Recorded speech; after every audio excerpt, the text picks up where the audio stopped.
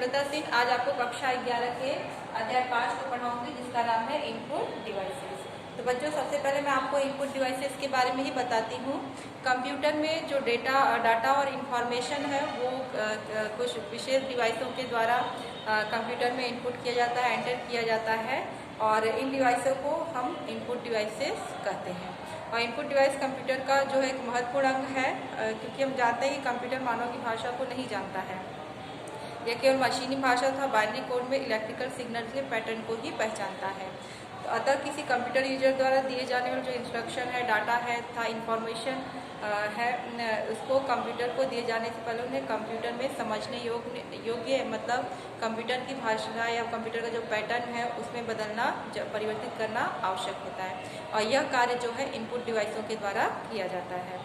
तो हम कह सकते हैं इनपुट डिवाइसों को हम इस प्रकार भी परिभाषित कर सकते हैं कि वे डिवाइसेस जो यूजर से प्राप्त डाटा तथा इंस्ट्रक्शंस को कंप्यूटर की भाषा में परिवर्तित करने का कार्य करती हैं, इनपुट डिवाइसेस कहलाती हैं। कि जो भी आप इंस्ट्रक्शंस देते हैं कंप्यूटर में, उनको वो कंप्यूटर की भाषा में परिवर्तित करने का कार्य करती है, जिससे उसकी प्रोसेसिंग हो सके। तो उनको हम इनपुट डिवाइसेस कहते हैं। और इनपुट डिवाइसेस के वैसे कई कार्य हैं, जैसे यह यूजर द्वारा दिए गए निर्देशों तथा डाटा को पढ़ता है या स्वीकार करता है, या बदले हुए रूप में उन निर्देशों और डाटा को आगे की प्रोसेसिंग के लिए कंप्यूटर को भेज देता है। और इनपुट डिवाइस जो है मुख्यतः 4 प्रकार की होती है, और ये डिवाइसेस हैं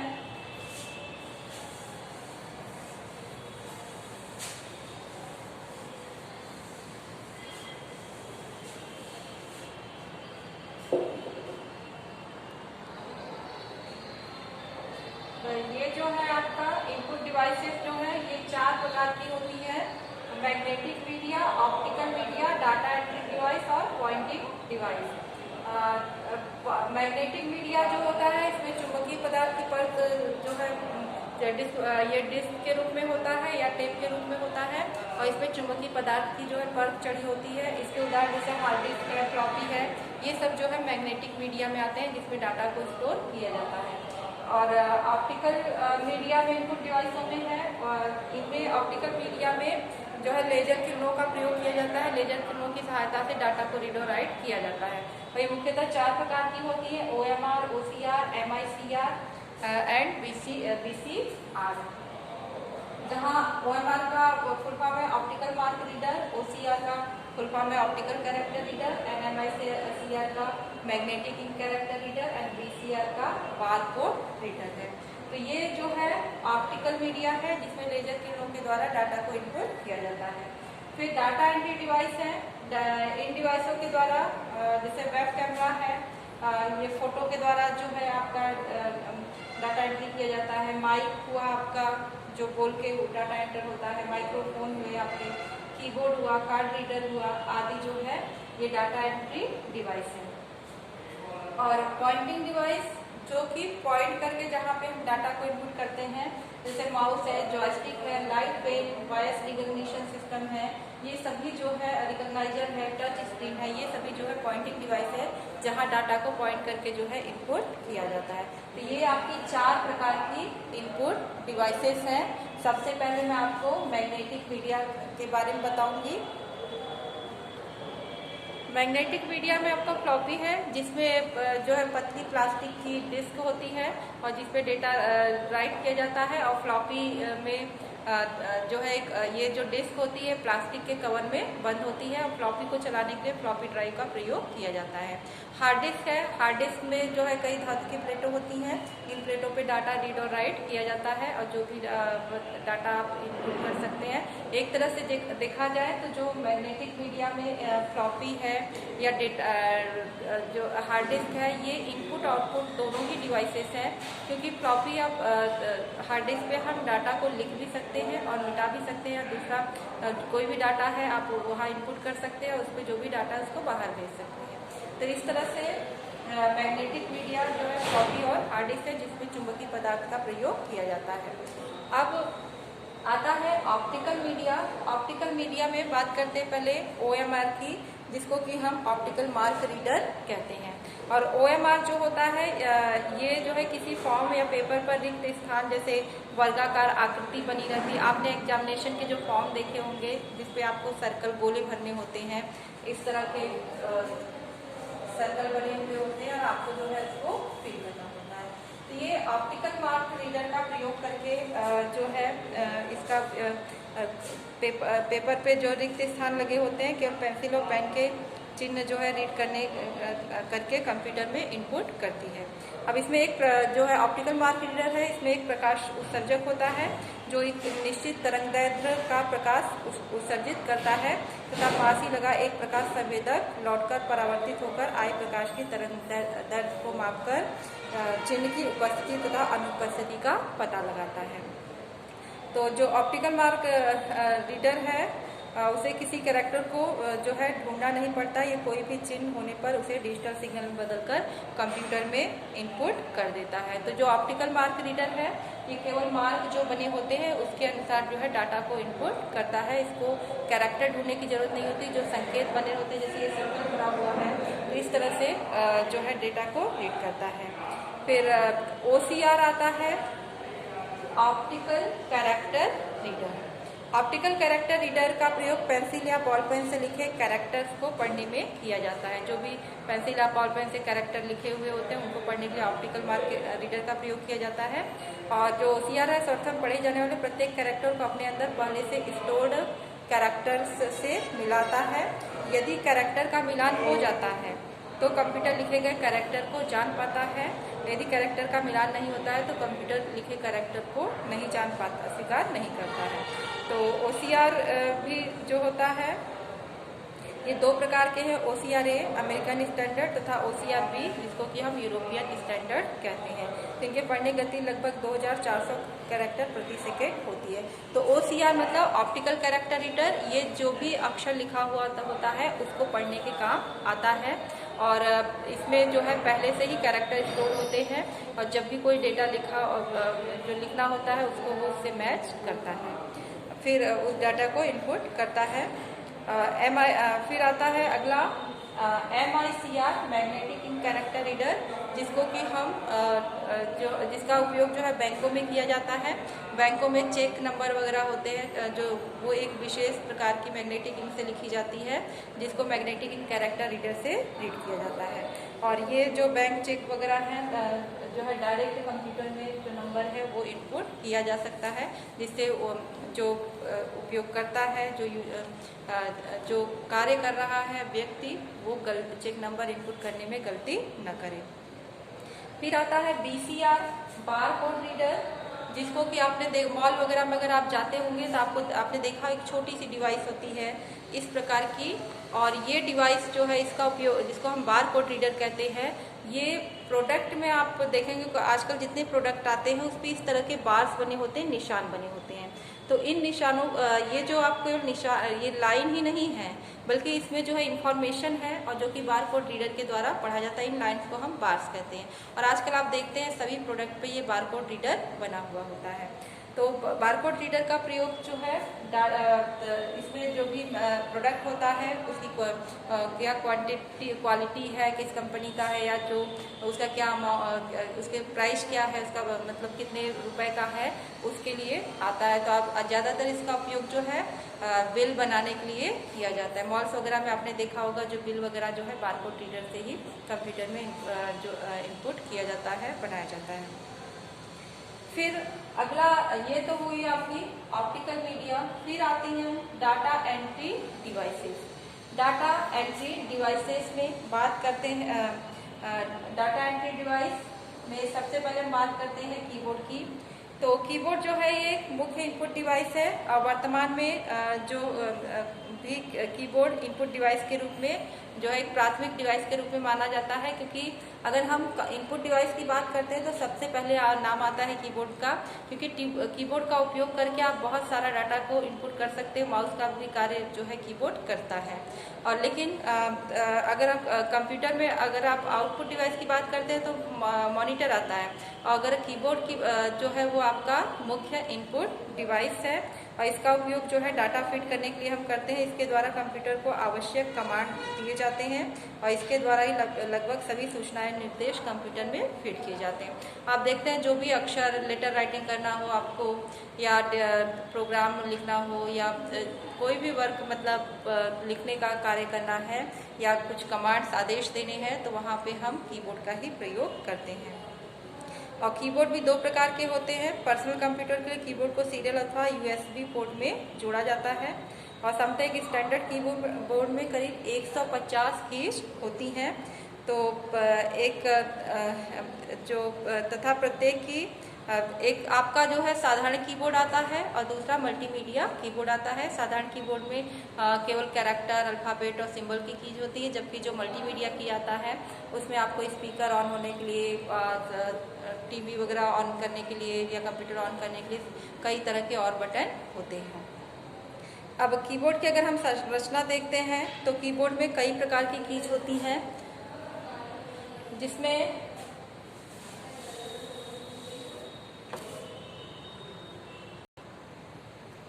कीबोर्ड की अगर आप संरचना देखते हैं तो आपका ये जो है टाइपराइटर की आपको दिखता है, लेकिन ये टाइपराइटर की आप कह सकते हैं कि एक जो है मॉडर्न रूप है, और जिसमें कार्य जो हम आसानी से कर सकते हैं टाइप करने का। और ये और भी टाइपराइटर में केवल आप टाइप करने का ही कार्य करते हैं, लेकिन कीबोर्ड जो है टाइप करने के साथ साथ और भी फैसिलिटी हमको प्रोवाइड कराता है। तो कीबोर्ड में जो है कुछ मुख्य कीज होती हैं, जिसमें फंक्शन कीज। आपने कीबोर्ड देखा होगा तो उसके जो ऊपर की सबसे पहली जो ऊपर कीज की जो लेयर होती है वो जिसमें F1 से लेके F2 इस तरह से F12 तक 12 कीज होती हैं, और इन की को हम फंक्शन की कहते हैं। और इनका उपयोग जो है विशेष कार्यों के लिए किया जाता है, जैसे F1 प्रेस करने पे हेल्प मेन्यू ओपन हो जाता है। सी प्रोग्राम में जो है इसका जो है कंट्रोल और F9 की को हम प्रेस करते हैं तो प्रोग्राम रन होता है। तो इस तरह से इसका जो है ज़्यादातर प्रोग्रामों में इसका प्रयोग किया जाता है। फिर आता है अगला न्यूमेरिक कीज और न्यूमेरिक कीपैड। आपने फंक्शन की के ठीक नीचे जो है नंबर कीज होती हैं, 0 से लेके 9 तक के नंबर लिखे होंगे। आपने देखा होगा 0 से लेके 9 तक का नंबर लिखा होता है, और उसके ऊपर दूसरे और कैरेक्टर भी लिखे होते, सिंबल बने होते हैं। तो 0 से अगर आपको नंबर का उपयोग करना है, 0 से 9 तक कोई भी नंबर आप टाइप करना चाहते हैं, तो न्यूमेरिक कीपैड जो नीचे फंक्शन की के नीचे जो नंबर की दिया गया है उसको आप प्रेस कर सकते हैं। या न्यूमेरिक कीपैड आप देखेंगे कीबोर्ड के राइट साइड में जो है, ये आप देखिए यहाँ पे लेफ्ट साइड ये नंबर की कीज है, और इसके अलावा ये राइट साइड जो है आपका न्यूमेरिक कीपैड है। और ये न्यूमेरिक कीपैड की सहायता से जो है इससे भी नंबर टाइप किया जा सकता है। लेकिन ये जो न्यूमेरिक कीपैड है ये दो तरह से कार्य करते हैं। एक तो स्क्रॉलिंग के लिए भी पेज को ऊपर नीचे ले जाना है, कर्सर की स्थिति को चेंज करना है, तो यहाँ पे न्यूमेरिक कीपैड का उपयोग किया जाता है। अगर नमलॉक ऑन होता है तो ये अगर ये जो इसमें न्यूमेरिक कीपैड है, अगर इसका उपयोग नंबर के लिए करते हैं, अगर नमलॉक बटन द्वारा जो है इसको हम कंट्रोल करते हैं। अगर नमलॉक चालू होता है तब ये सभी कीज नंबर कीज का जो है इसमें हम नंबर का प्रयोग कर सकते हैं। और यदि जब नमलॉक हम की को हम बंद कर देते हैं तो इसका उपयोग जो है कर्सर कीज की भांति जो है ये काम करता है। तो ये दो तरह से काम करता है, कर्सर कीज की भांति, और इसमें आप 0 से 9 तक के नंबर को भी आप टाइप कर सकते हैं। तीसरा है अल्फाबेट कीज। आपको अगर आप ए से लेके जेड तक के कोई भी अक्षर को टाइप करना है, कैपिटल लेटर या स्मॉल लेटर, तो इन अल्फाबेट कीज का प्रयोग किया जाता है, और ये ए से लेके जेड तक होती हैं। हालांकि कीबोर्ड में एक सीक्वेंस से नहीं बनी होती हैं, उसका बनी होती है, लेकिन सभी आपको ए से लेके जेड तक के अल्फाबेट कीज में कीबोर्ड में मिलेंगी। फिर आता है स्पेशल कीज। स्पेशल कीज जो है कीबोर्ड की कुछ कीज होती हैं, जो कि जैसे एस्केप की हुआ, आप देखेंगे कीबोर्ड के लेफ्ट साइड ऊपर जो है जो है ESC लिखा होता है, जिसको हम एस्केप की कहते हैं। इस की के द्वारा ठीक पहले फीड की गई एंट्री का कमांड को रद्द कर सकते हैं। कोई स्क्रीन अचानक आ जाती है, उसको क्लोज करना है तो आप जो है एस्केप की करके उसको रद्द करते हैं। तो एस्केप की जो है स्पेशल फंक्शन की है टैब की आता है, यह कि कर्सर की एक पंक्ति के साथ प्रीसेट पॉइंट अर्थात पहले से निर्धारित जगह पर ले जाती है। और कैप्स लॉक की आपने देखा होगा, कैप्स लॉक की आपका जो है कीबोर्ड में बना होता है। कैप्स लॉक की को जब आप एक बार प्रेस करते हैं तो ये ऑन हो जाती है और जितने भी लेटर आप जो भी आप कैरेक्टर लिखेंगे सारा कैपिटल लेटर में टाइप करता है। लेकिन जब आपको फिर से जो है स्मॉल लेटर टाइप करना है तो कैप्स लॉक की को जब दोबारा प्रेस करते हैं तो ऑफ हो जाती है और फिर जब आप कैरेक्टर को टाइप करेंगे तो वो सेंटेंस वाइज कैरेक्टर को लिखता है।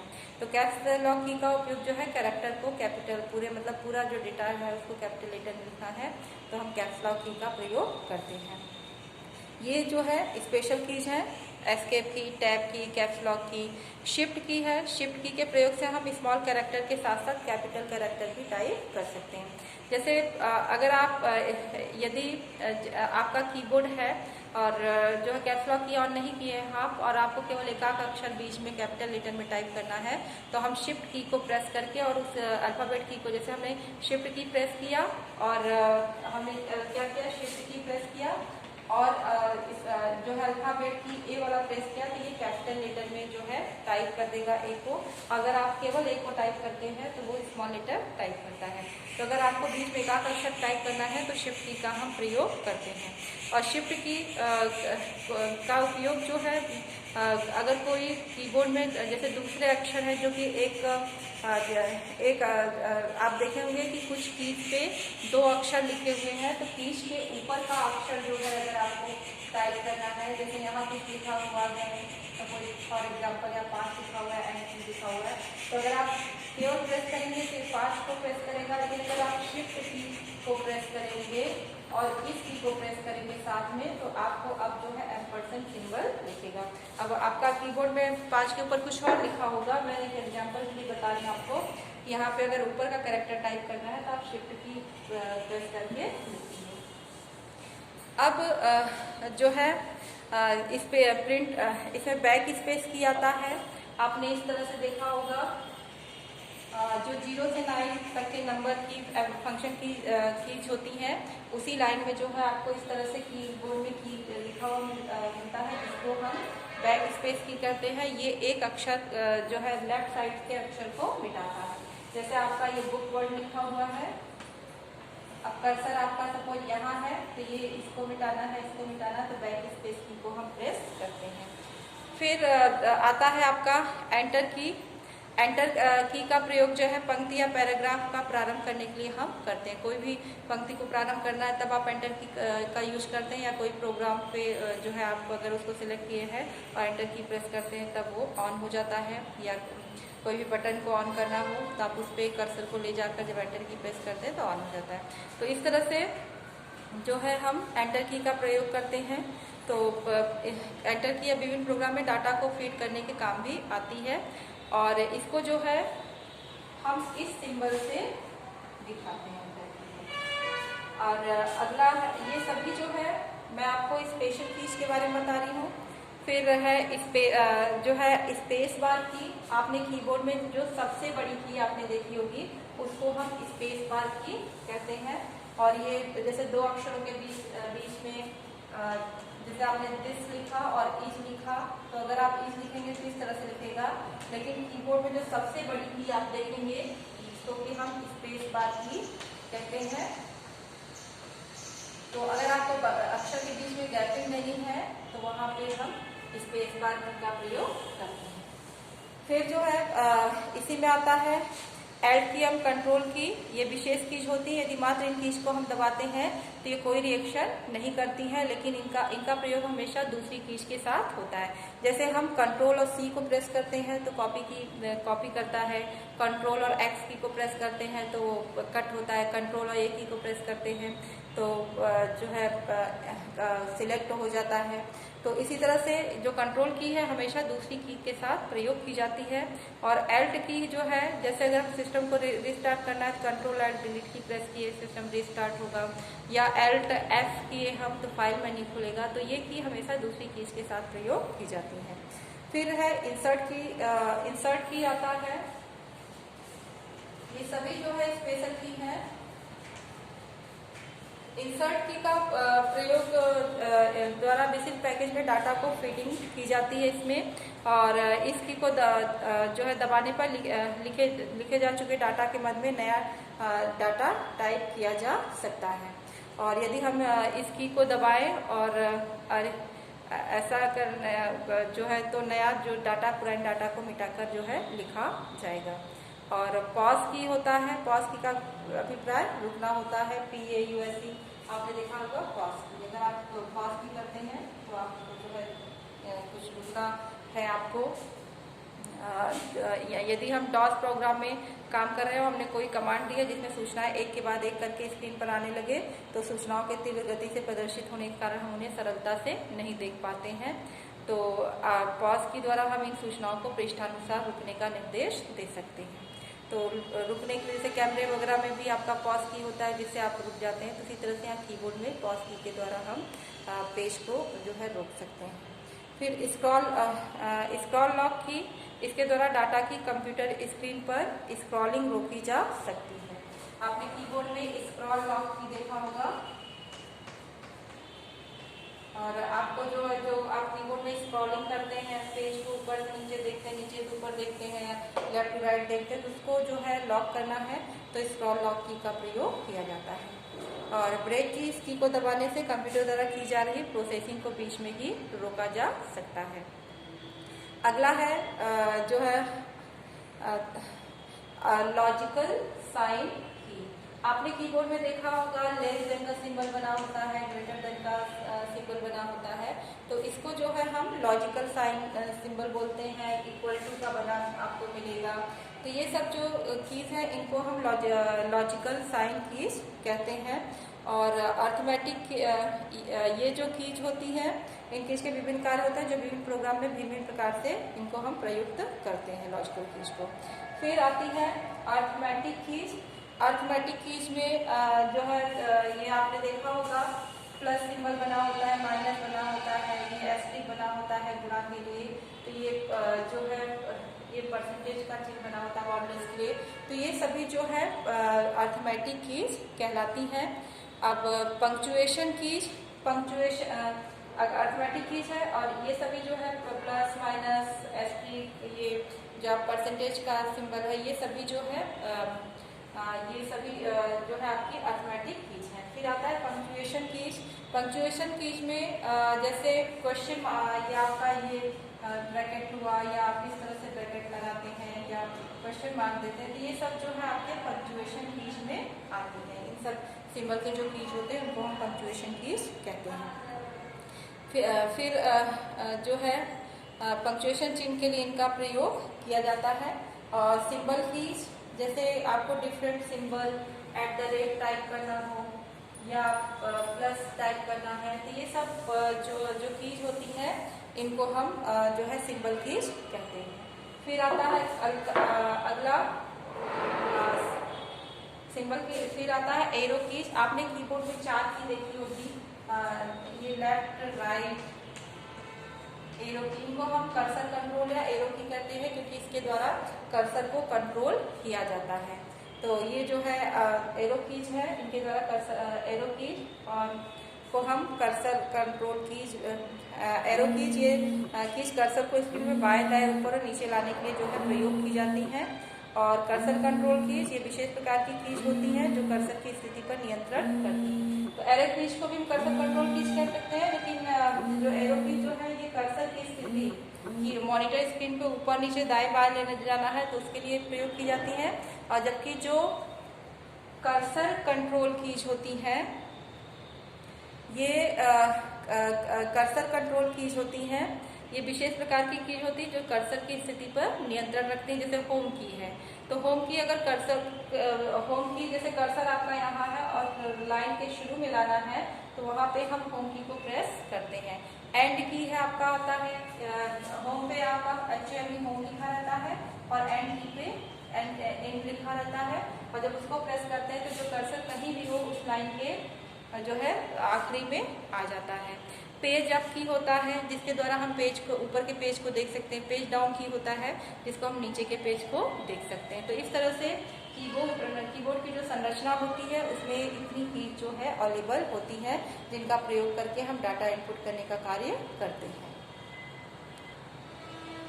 तो आज के इस भाग में बस इतना ही। अगले भाग में बच्चों मैं आपको और इनपुट डिवाइसों के बारे में बताऊंगी।